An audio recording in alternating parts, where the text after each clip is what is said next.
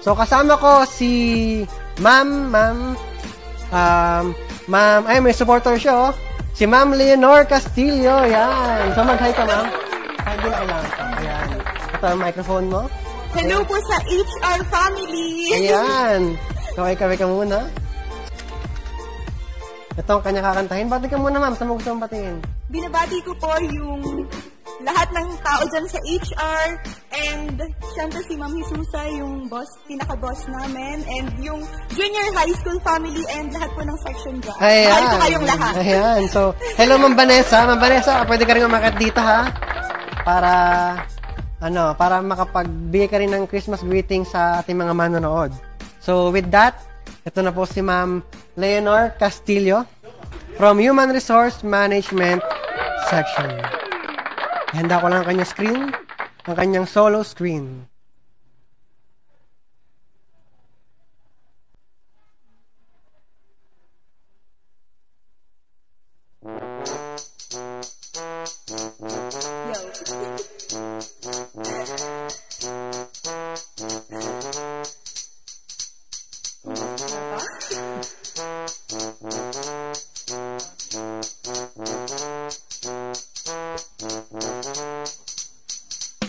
Kung gusto mong lumigaya ang iyong buhay, humanap ka ng pangit at ibigin mo tunay. Isang pangit na talagang hindi mo matanggap at huwag ang lalaki na iyong pangarap. Ngunit kung bakit natin tayo simple lang, pagkat ang magagandang lalaki ay naglalaro ng oras, pagod, hirap at salatin. Ngunit handang iwan sa naman sa sandali na ikaw ay wala nang ibigay, diba? Kaya pangit na lalaki ang hanapin mo dahil. Kung hindi, sige ka, puso mo'y magbibiyak. Mawala man man pangit, hindi ka iiyak. Yeah. Humanap ka ng pangit. Humanap ka ng pangit. Humanap ka ng pangit at ibigin mong tunay. Humanap ka ng pangit.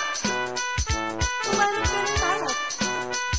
Humanap ka ng pangit at ibigin mong tunay. Isang pangit na babae na merong pagtingin, mga luwa ka man, sige lang, ilan ka pa. Pagkat ikaw talaga ang kanyang pag-aari, pag-isipan kang iba na hindi na maaari. At kung maligaw naman, huwag mag-alala, siguro ka namang walang makikipagkilala. Kung kasama mo siya, di paling katakutan, okay lang kung ikaw na may paglilingkuran. Yeah.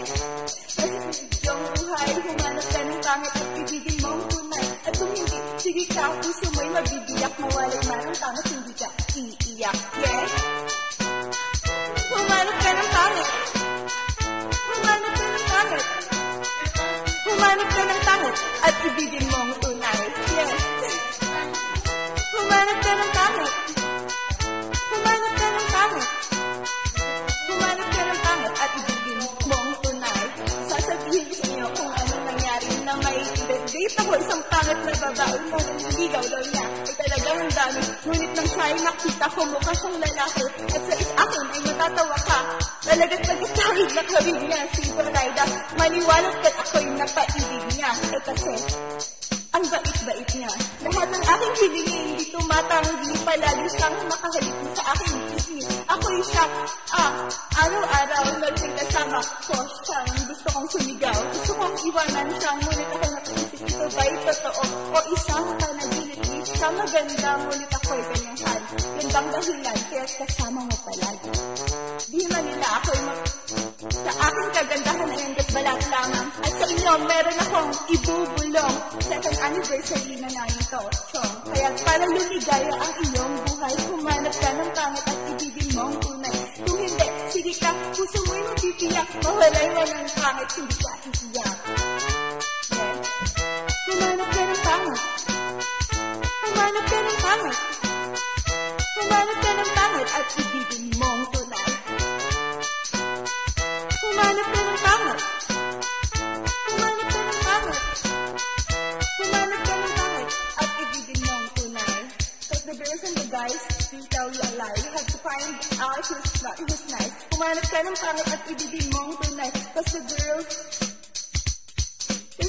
and the guys will tell you a lie. You have to find out who's naughty and who's nice. Humanap ka ng pangit at ibigin mong tunay. Break it down. Ayan!